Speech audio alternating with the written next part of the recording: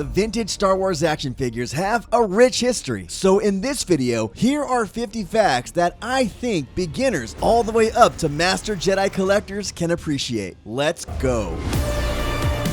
Welcome back to the channel, and if this is your first time and you like vintage toys and getting in-depth info on the history of them, then please subscribe to this channel. Number 1. Klaatu, Barada, and Nikto have an awesome origin story in their names, which are never said during the movie. Their names came from a phrase in The Day the Earth Stood Still from 1951, saying the phrase, Klaatu, Barada, Nikto, disabled the robot Gort. That phrase is also used in Army of Darkness from 1992 to close the portal opened by the Necronomicon. Number 2. Did you know that you can dock the Millennium Falcon on Darth Vader's Star Destroyer? Try it. Just make sure to do it on a flat tabletop and have pillows on the floor. You're gonna drop the Falcon a few times, I guarantee it, so use a beater version and one that you don't mind dropping. Number 3. Hidden features. On the 1983 Princess Leia Organa Boost Disguise figure, did you know her helmet can attach to her back and it stays there? Some say you can attach the blaster as well, and if anyone knows how to do that,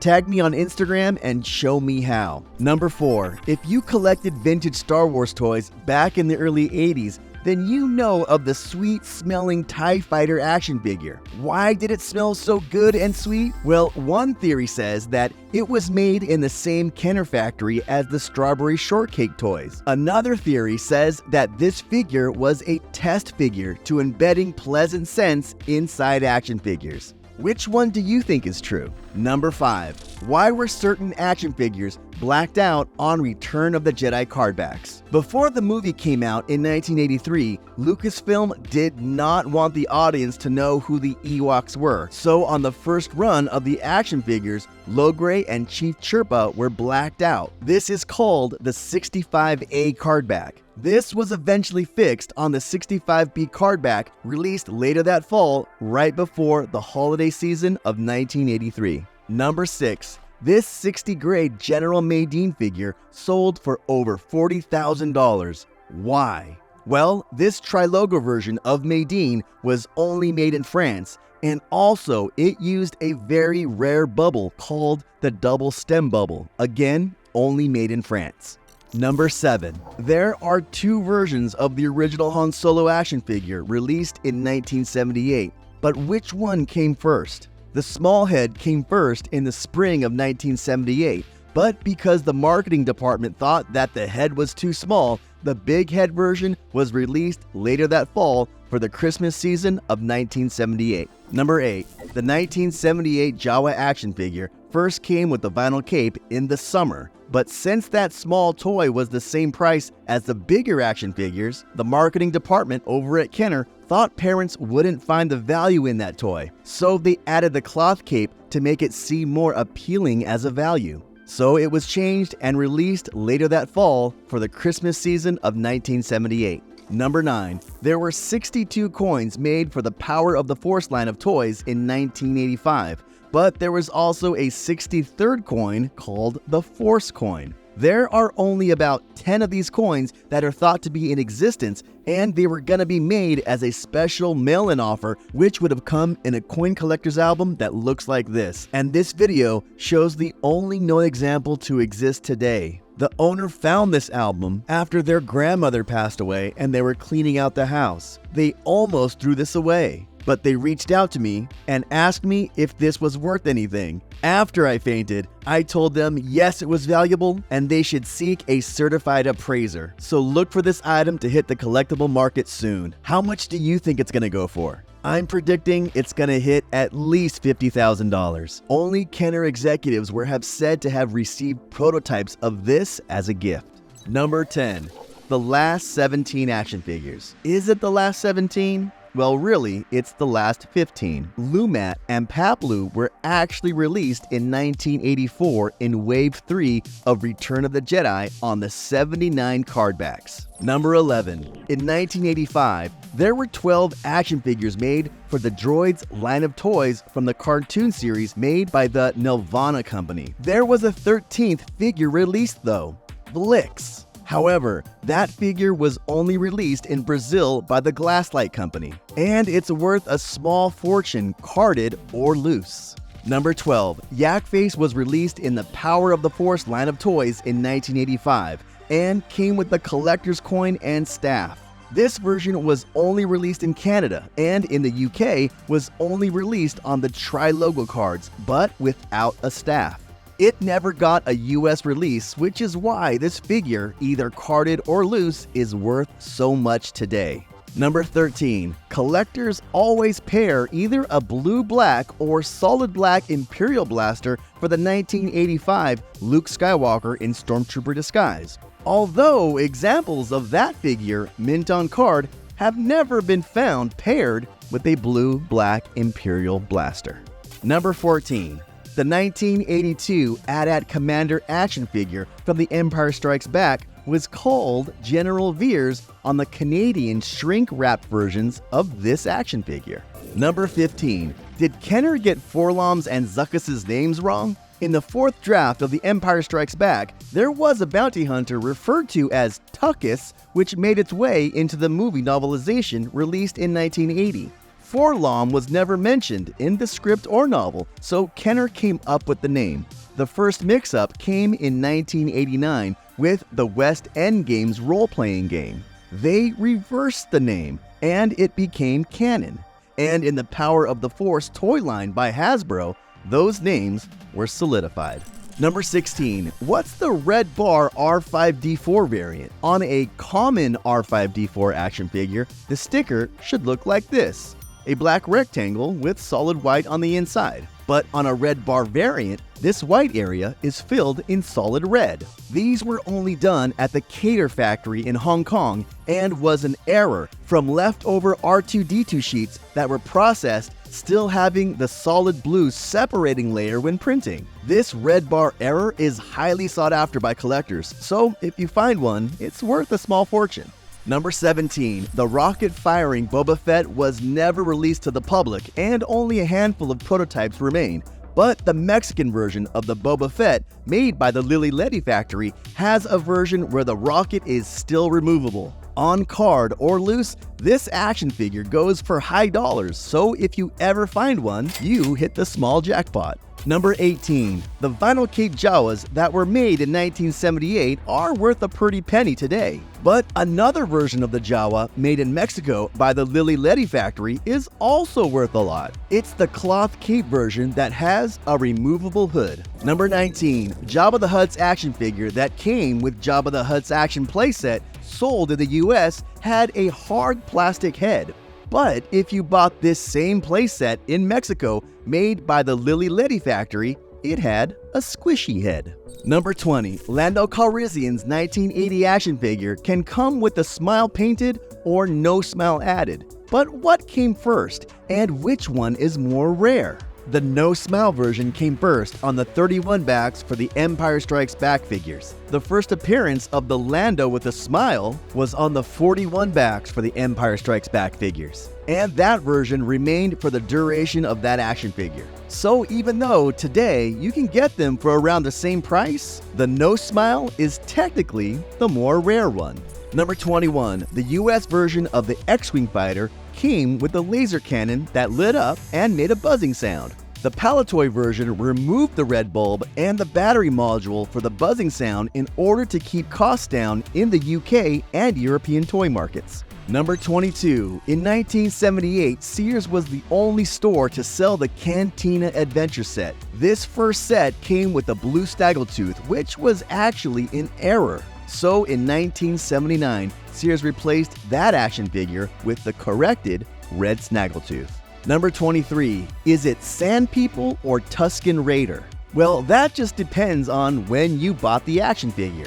In 1978, the figure debuted as Sand People, but in 1983 was changed to Tusken Raider. On this release, features of the action figure also changed and now featured hollow face tusks instead of solid tubes that previous versions had. The hollow tusk Tusken Raider version is worth a small fortune, carded or loose. Number 24. Out of all the Star Wars figures, Princess Leia has undergone the most subtle name changes. For instance, her Hoth figure changed names 3 times. First, it was 1981's Leia Hoth Outfit. Then it was changed in 1982 to Leia Organa Hoth Outfit. Then it changed for the Return of the Jedi cards to say Princess Leia Organa Hoth Outfit. Number 25. Did you know that for the Imperial Stormtrooper Hoth Battle Gear, you could have gotten 2 different versions of that action figure? One that came with a single lens visor and another that had 2 separated goggles. Number 26. What came first, the orange snake or the brown snake Yoda? In the Kenner line of action figures, the orange snake was released first in 1981. Then the brown snake was released shortly after. Number 27. When you buy the Death Star space station, often the laser gun turret is broken. It's usually due to the plastic latch in the spring mechanism that's broken. To replace it, remove the blue chair from the floor. Unscrew the floor plate, which reveals the spring area. Make sure you get an unbroken replacement latch, and you can find these being sold at toy conventions or online like eBay and Facebook groups. Replace the latch down the hole with the round base down. Insert the spring and replace the plates and screws, and boom, it works. Number 28. 1983's Gamorrean Guard action figure from Return of the Jedi was reused in 1991 to make Robin Hood Prince of Thieves' Friar Tuck action figure. Number 29. Why are vintage action figures sometimes sticky? Chewbacca's are notorious for this, and sometimes they can feel sticky to the touch, like honey has been lightly added to the surface, and this happens again and again, no matter how many times you wash them.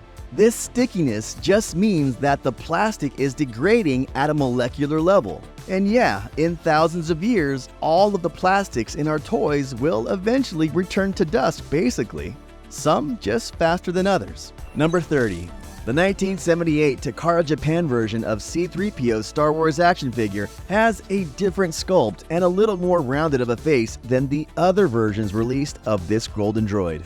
Number 31. Vintage Star Wars Jawa blasters are usually paired with only Jawas, but other factories paired them with other action figures. In Brazil's Glasslight versions, Leia got a silver one, and Han got a black one. Number 32. Stephen Geddes sculpted the Dagobah action playset and did an amazing job that has made this toy iconic. He also added some hidden features on that playset, including 4 names of family members etched into the sculpt. One of them is his daughter's name, Emily. He also sculpted the Tauntaun action figure, and yes, there is also a hidden name. Now, go find it and let me know in the comments what you find. Number 33. I used to think that the 1978 Luke Skywalker X-Wing pilot figure had a tuft of black hair peeking out of his helmet. A lot of people thought that. That's actually a blast visor tucked up into his helmet. Number 34. Kenner had plans to release a Tarkin action figure in 1986. At least they had this photo in a presentation set up for a toy fair meeting. But when the action figure line ended in 1986, obviously, we never got one. Number 35. The last cardback for the Star Wars Kenner Vintage Toys was the 92 cardbacks from the Power of the Force. On the 93 cardbacks, there was supposed to have been a mail-away offer that featured a coin collector's album. That album would have featured 17 coins plus a special coin called the Force coin. That gold coin and the album are prototypes, and this video example shows the only known piece that has survived. Number 36. How many R2-D2s are there in the vintage Star Wars world? First, there's the Solid Dome R2 from 1978, and if you want to get technical, there's the large action figure model, the 1978 radio-controlled version, and the R2-D2 control that came with the 1978 radio-controlled Sonic Landspeeder. But also the very popular 1978 wind-up toy from Takara Japan. And then there's the Droid Factory version from the 1979 playset, the Sensor Scope R2 from 1982, R2-D2 with pop-up saber from 1985, as well as the Droids cartoon version from 1985 with the pop-up saber. Do you have them all? Number 37. In the spring of 1978, 3 Star Wars action figures were made with double telescoping lightsabers: Luke Skywalker, Darth Vader, and Ben Kenobi. These were only made in the first release of the figures Wave 1 and was quickly discontinued by fall of 1978 for the Christmas season. The two reasons why? They were too expensive to make and the saber tips kept breaking, so a more solid, durable version took its place. Number 38, the first 4 Star Wars action figures to be released were Luke, Leia, Chewie, and R2-D2. This was the early bird set, released in early spring of 1978.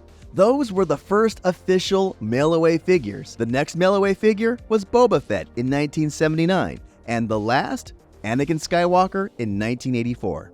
Number 39. Why was there never a Slave Leia made in 1983? Lucasfilm often stayed away from controversy, and in the early 80s, the US was a very conservative country, so making that action figure was not family-friendly for kids. Number 40. The Luke Skywalker Jedi Knight action figure from 1983 came with 2 types of capes, a pullover and a button-up. He also came with 2 color sabers, blue and green, and the Palace Blasters could have been gray or brown. Number 41. How many Star Wars action figures were made from 1977 to 1985?